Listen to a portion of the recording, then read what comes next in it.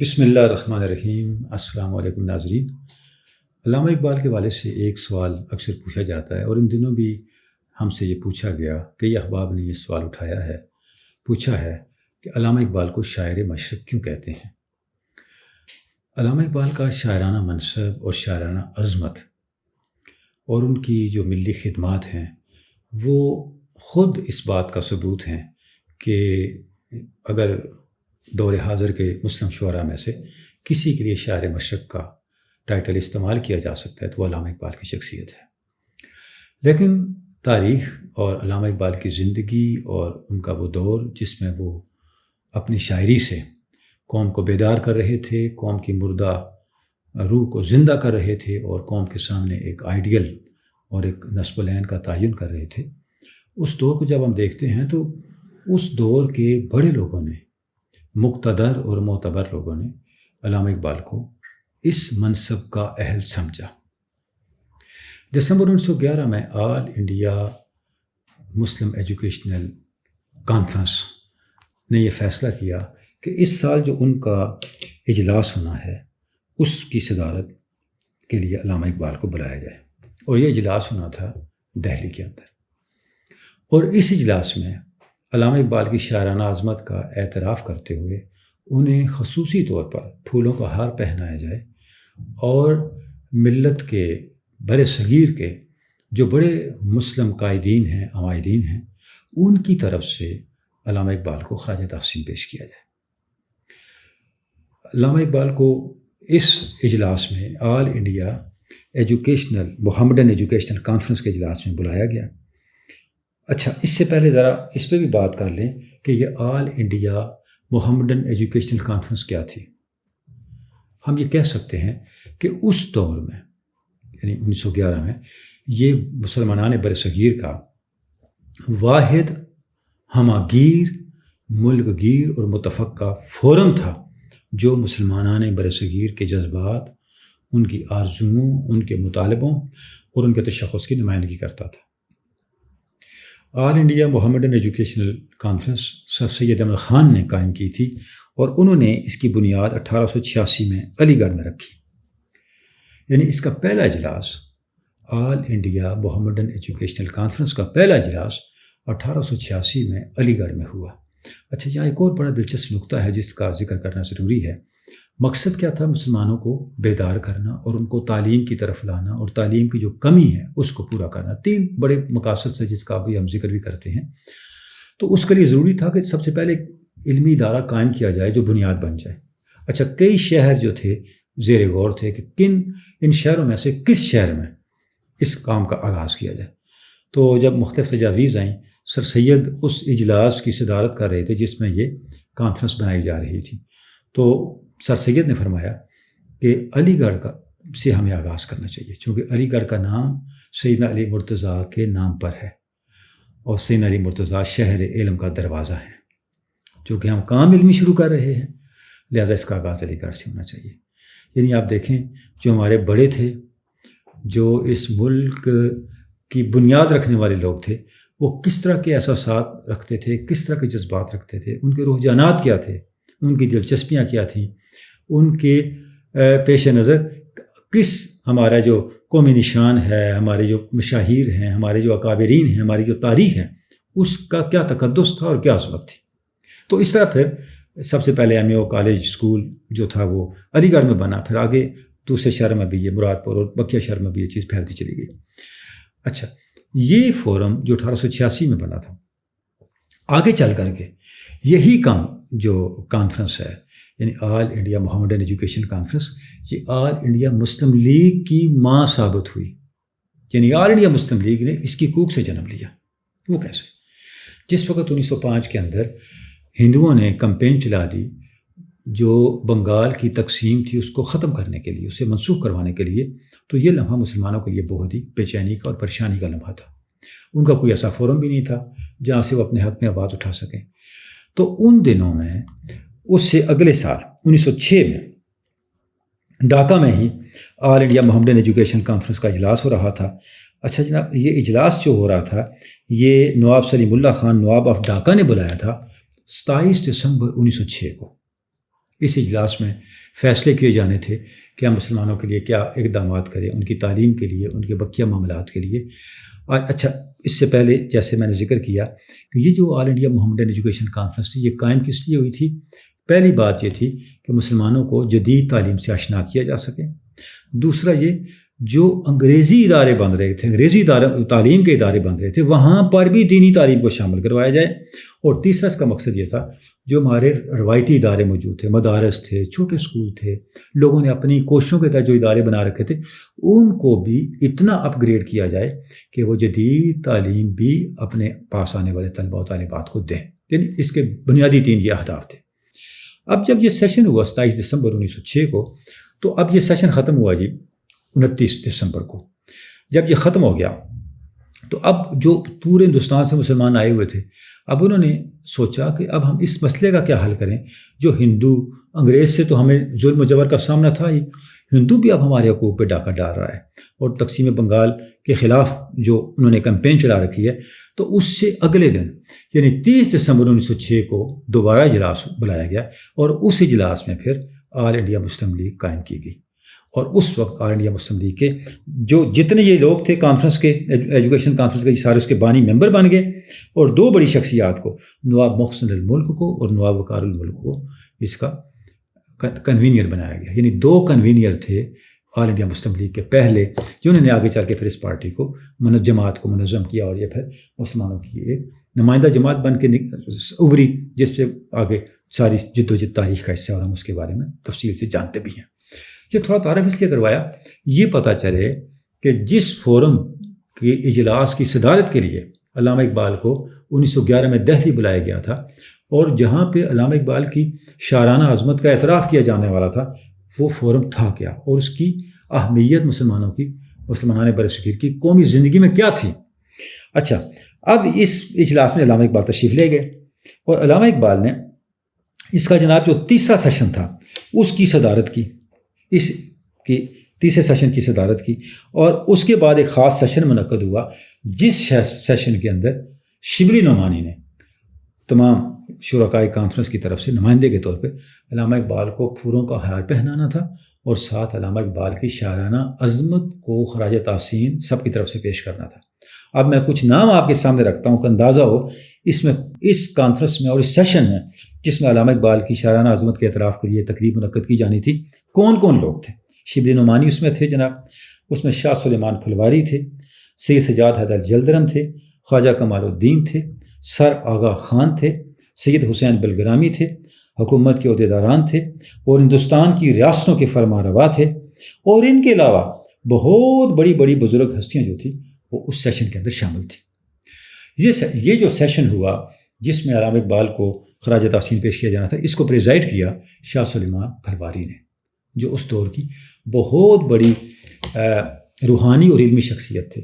اور ناظرین، آپ کی خدمت میں عرض کروں، شاہ سلیمان پھلواری وہ شخصیت ہے جن کے بارے میں کہا جاتا ہے کہ ہندوستان نے 5 سلیمان پیدا کیے ہیں، اور ان 5 سلیمانوں میں سے ایک سلیمان شاہ سلیمان پھلواری تھے۔ سید سلیمان ندوی، سید سلیمان منصور پوری، شاہ سلیمان تونسوی، اور یہ ان کے ساتھ شاہ سلیمان پھلواری بھی ان 5 سلیمانوں میں سے ایک سلیمان سمجھے جاتے ہیں۔ انہوں نے اس سیشن کو پریزائڈ کیا۔ اچھا، جب سیشن شروع ہوا تو سب سے پہلے خواجہ کمال الدین نے گفتگو کی، اور لوگوں نے بھی اس میں تقریریں کی، اور جو خواجہ کمال الدین کی گفتگو تھی وہ کمال گفتگو تھی۔ اس گفتگو میں انہوں نے عالم اسلام کو درپیش چیلنجز کا ذکر کیا، اور جو مغرب کی طرف سے پروپیگنڈا ہو رہا ہے اسلام کے حوالے سے اس کا ذکر کیا، اور ساری توقعات علامہ اقبال سے قائم کی، اور کہا اقبال، تمہیں اللہ نے جن غیر معمولی ذہنی فکری صلاحیتوں سے نوازا ہے، ابھی تمہیں خود بھی اندازہ نہیں ہے، آنے والا زمانہ دیکھے گا کہ تمہارا کتنا بلند مقام ہے۔ ہم صرف یہ چاہتے ہیں کہ یورپ نے اسلام کے خلاف پروپیگنڈا کر کر کے یہ جو فضا بنا دی ہے کہ علم اور اسلام یہ 2 متضاد اور مختلف حقیقتیں ہیں، ان کا آپس میں کوئی ربط نہیں ہے، اس پروپیگنڈے کا حل تم نے کرنا ہے۔ تو مغرب پڑھنے کے لیے گئے، مغرب نے تمہارے فلسفیانہ ادراک، فہم، اہلیت اور صلاحیت کا اعتراف کر کے تمہیں ڈاکٹر کا خطاب دیا، لیکن یہ کافی نہیں ہے، اس پہ ہم نے قناعت نہیں کرنی، تم نے اس سے آگے بڑھنا ہے۔ تمہارے پاس شعری وصف ہے، لیکن ہم دیکھ رہے ہیں تم وہ شاعر ہو جو فی کل وادی یہیمون والا شاعر نہیں ہے۔ یہ تقریر خواجہ کمال الدین کر رہے ہیں، اور سورہ شعراء کے اندر ہے کہ شاعروں کی شان یہ ہے کہ وہ ان کا حال یہ ہوتا ہے کہ وہ فی کل وادی یہیمون، کبھی ادھر پھرے کبھی ادھر پھرے، یعنی شعراء کے خیالات جو ہوتے ہیں بٹکے ہوئے خیالات ہوتے ہیں۔ تو اب خواجہ کمال الدین کہہ رہے ہیں اقبال، ہم تمہیں اس زمرے کا شاعر نہیں سمجھتے، ہم تمہیں فردوسی اور اس طرح کا شاعر بھی نہیں سمجھتے جنہوں نے صرف روایتی قصے گوئیاں اور اس طرح کی ہیں، ہم تمہیں ملک الشعراء بھی نہیں سمجھتے۔ حالانکہ ملک الشعراء ناظرین ہر دور میں اپنے زمانے کے سب سے بڑے شاعر کو دیا جانے والا ٹائٹل رہا ہے، ہم تمہیں اس سے بھی برتر سمجھتے ہیں۔ کہ ہم تمہیں کیا سمجھتے ہیں؟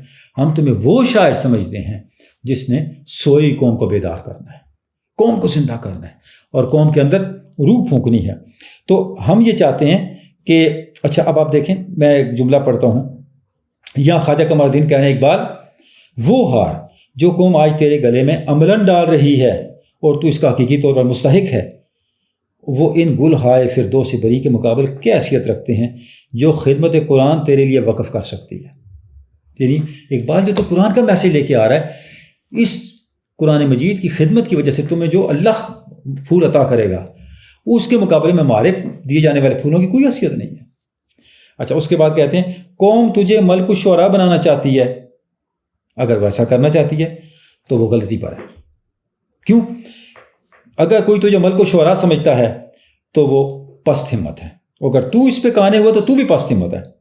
میں تجھ میں رازی اور غزالی کا دھوپ دیکھنا چاہتا ہوں، یعنی اس قوم کے جو اہل نظر ہیں تجھے رازی اور غزالی سے بھی اعلیٰ تر منصب پہ دیکھ رہے ہیں۔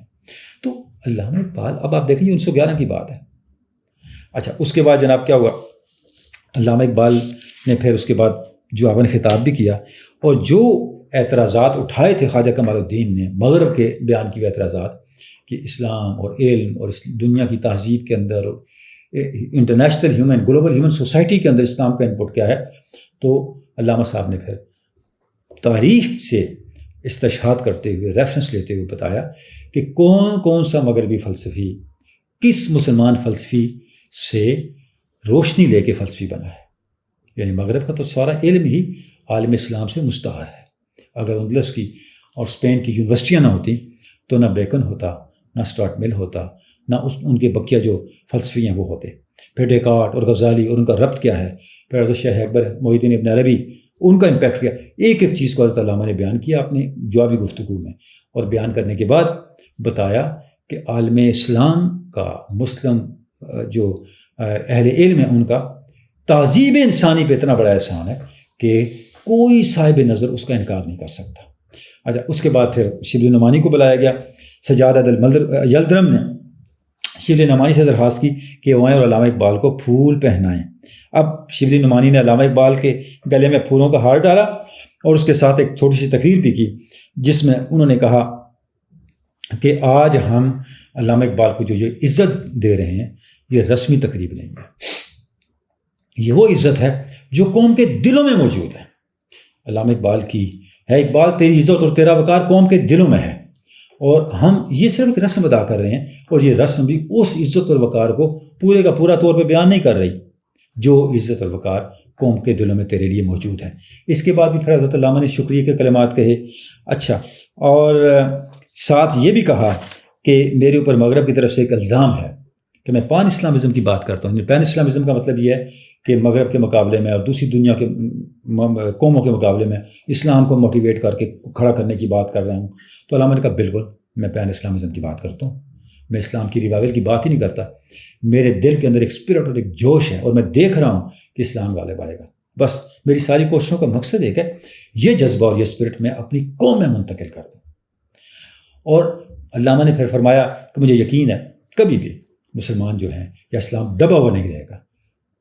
ساتھ ہی علامہ نے فرمایا کہ میں جب بھی دہلی آتا ہوں، دہلی میرا اکثر آنا جانا ہوتا ہے، تقریبی دہلی میں ہو رہی تھی، میں حضرت نظام الدین اولیاء کے پاس ضرور جاتا ہوں، اور ان کے ساتھ بقیہ جو بڑے ہمارے مشاہیر ہیں ان کے قبروں پہ جاتا ہوں۔ ہر جگہ مجھے ایک ہی لفظ لکھا ہوا ملتا ہے، الملک للہ۔ یہ مسلم اسپرٹ ہے جو میرے دل میں ہے۔ اس کا مطلب کیا ہے؟ یہ مر گئے ہیں، اسلام نہیں مرا۔ یہ ہمارے شہنشاہ، ہمارے بادشاہ، ہمارے بڑے لوگ ہمارے عزت غلبے وقار کا نشان لوگ زیر زمین گئے ہیں. الملک للہ، اسلام نہیں گیا، ملت نہیں گئی. اور کیوں کہ اس کا اقتدار نہیں ہے، یہ نمائندہ ہے اللہ کے اقتدار کا، اور اللہ کے اقتدار کو کوئی زوال نہیں ہے. تو جس قوم کی اسپرٹ اور آئیڈیل یہ ہو، وہ قوم کیسے زوال پذیر ہو سکتی ہے؟ اچھا، اب اس تقریب چونکہ صدارت شاہ سلیمان پھلواری فرما رہے تھے، تو پھر وہ تشریف لائے اور انہوں نے آخری خطاب کیا. وہ بھی بڑا کمال خطاب تھا، اور ان کا خطاب ہم یہ کہہ سکتے ہیں کہ سورہ شعراء کی آخری آیتوں کے حوالے سے تھا. وَالشُّعَرَاءُ يَتَّبِعُهُمُ الْغَاوُونَ، کہ شعراء عام طور پہ بٹکی باتیں کرتے رہتے ہیں، لیکن ساتھ انہوں نے کہا اِلَّا الَّذِينَ آمَنُوا. اقبال وہ شاعر ہیں جو اِلَّا الَّذِينَ میں آتے ہیں، جو استثناء میں آتے ہیں، جو ایمان والوں کے نمائندہ ہیں، ایمان والوں کو تحریک دینے کے نمائندہ ہیں. اور انہوں نے بھی پھر جو انہیں توقعات ہیں حضرت علامہ سے، وہ توقعات بیان کی اور ان کا تذکرہ کیا.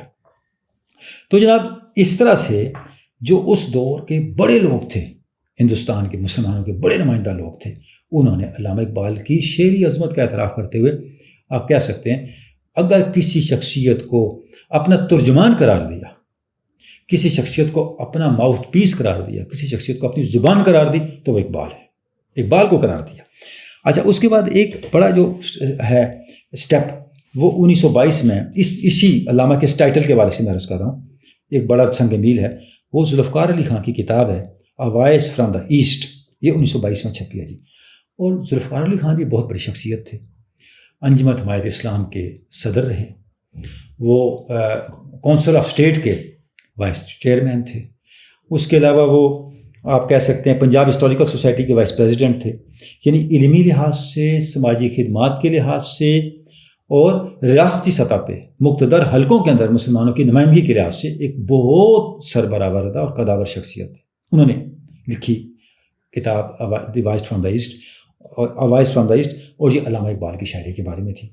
اس میں بھی انہوں نے اس چیز کو بیان کیا کہ مشرق کے تصور کو، مشرق کی شعری تصور کو، مشرق کے جو فکر ہے، اس کو اگر کسی شخص نے آج بیان کیا ہے تو وہ اقبال ہے. تو یعنی ایک آپ کہہ سکتے ہیں کہ ایک انیشیٹو اس طرح بتدریج بنتا چلا گیا، ایک فضا بنتی چلی گئی کہ مشرق کی نمائندگی اگر آج کوئی کر رہا ہے تو وہ اقبال ہے. اگر کوئی فلسفی مشرق ہے، اگر کوئی شاعر مشرق ہے، اگر کوئی مفکر مشرق ہے، تو وہ اقبال ہے. تو اس طرح بتدریج قوم کی طرف سے ہونے والے اعتراف، علامہ اقبال کا انفلوئنس، ان کی قبولیت عامہ، اور ہر برنا و پیر، چھوٹا بڑا، عام خاص، ان پڑھ پڑھا لکھا، کارکن لیڈر، سب کے اندر جو علامہ اقبال کی ایک قبولیت تھی، ان کا جو نفوذ تھا، اس نے ان کو اس منصب تک پہنچا دیا. اچھا جناب، اب میں کچھ ریفرنس علامہ کی شاعری سے بھی دینا چاہوں گا کہ اگر آپ علامہ کی شاعری کو دیکھتے ہیں تو ہم دیکھتے ہیں کہ علامہ بات ہی مشرق کی کرتے ہیں. جیسے خضر راہ میں علامہ نے لکھا، رب تو ضبط ملت بیضا ہے مشرق کی نجات، ایشیا والے ہیں اس نقطے سے اب تک بے خبر. یعنی میں جو کام کر رہا ہوں وہ مشرق کو ریوائیو کرنے کا کام کر رہا ہوں، مشرق کی نجات کی بات کر رہا ہوں، اور مشرق کی نجات کا جو راستہ ہے جس سے ایشیا والے اور مشرق والے بے خبر ہیں، میں اس راستے کی نشاندہی کر رہا ہوں.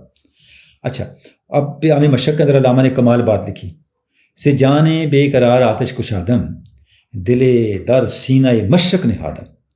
فرماتے ہیں کہ میں نے اپنی بے قرار، جو میرا دل ہے، بے قرار دل ہے، میرے جو بڑھتے ہوئے جذبے ہیں، ان سے میں نے اپنی قوم کے اندر بھی آگ لگا دی ہے، اور میں نے مشرق میں اپنا دل رکھ دیا ہے.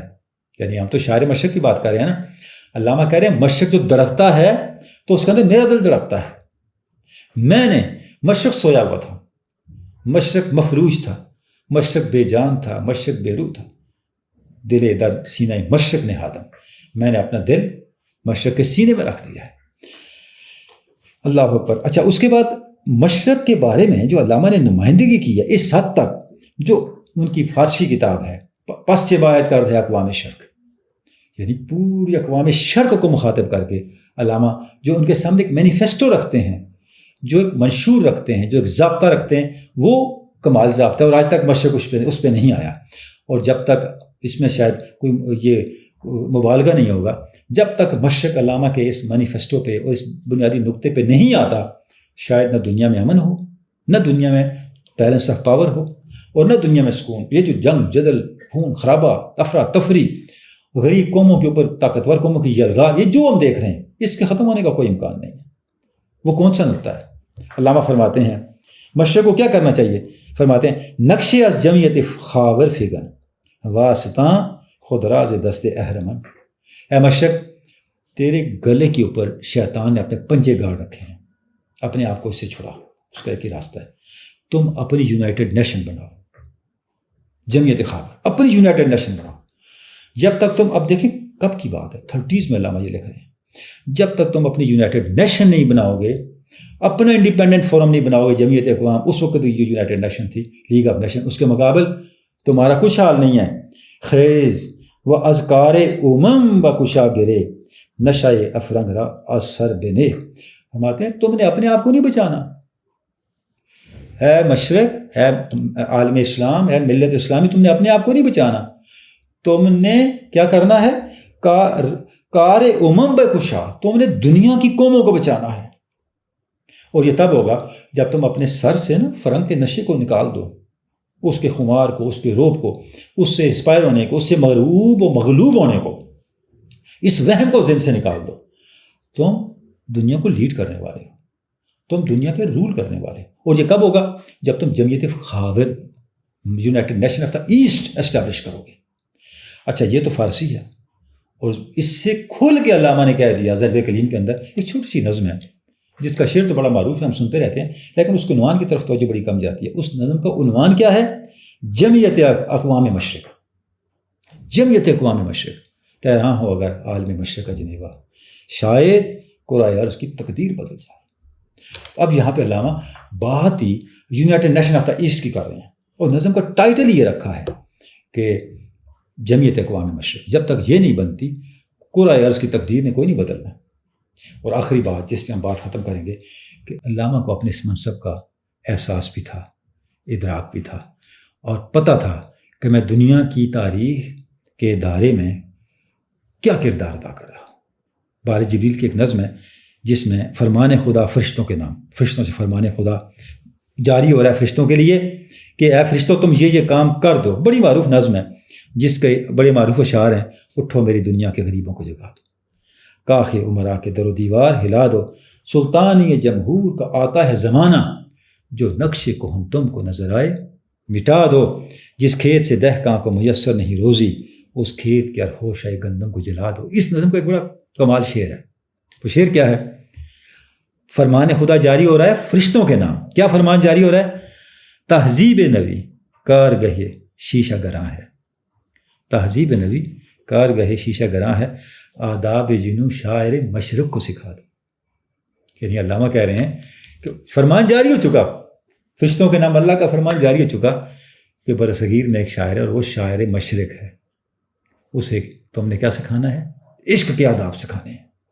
اور یہ عشق کے آداب ہی تہذیب نو جو ہے، جو مغربی امپورٹڈ سویلائزیشن ہے، تہذیب ہے درآمد کردہ تہذیب، اس کے جو پیدا کیے ہوئے فتنے ہیں، ان فتنوں کے سے کھڑے ہونے والے جو بت ہیں، ان بتوں کو اگر کوئی گرا سکتا ہے تو وہ صرف عشق کی طاقت ہے، وہ عشق کا ڈسپلن ہے. تو شاعر مشرق کے ذریعے سے یہ ڈسپلن آگے قوم کو منتقل ہونا ہے. تو گویا یہ جو علامہ نے ہمیں بتایا کہ فرمان خداوند جاری ہوا شاعر مشرق کے لیے فرشتوں کے نام، تو فرشتوں نے پھر پھیلا دیا شاعر مشرق شاعر مشرق. تو آج اگر ٹائٹل کسی کے لیے شاعر مشرق کا جچتا ہے، پہچان بنا ہے، تو علامہ اقبال کی شخصیت ہے.